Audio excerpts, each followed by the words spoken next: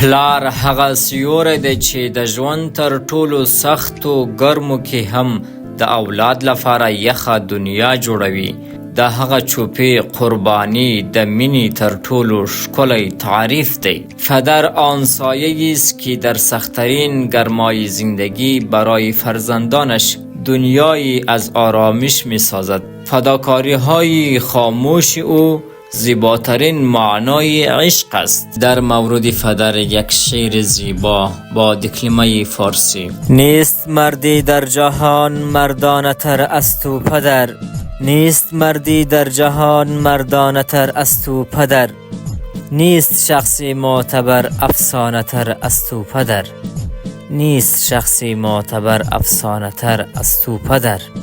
شانه های تکگاه روزهای سخت من، شانه های تکگاه روزهای سخت من، نیست در این باورم هم شانه تر از تو پدر، نیست در این باورم هم شانه تر از تو پدر.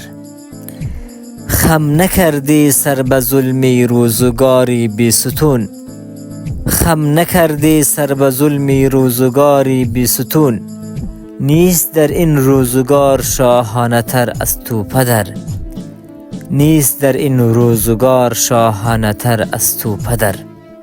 گرچه میدانم دلت هم خانه با غمها شده، گرچه میدانم دلت غمخانه با غمها شده، نیست در جان و دلم جانانه تر از تو پدر، نیست در جان و دلم جانانه تر از تو پدر.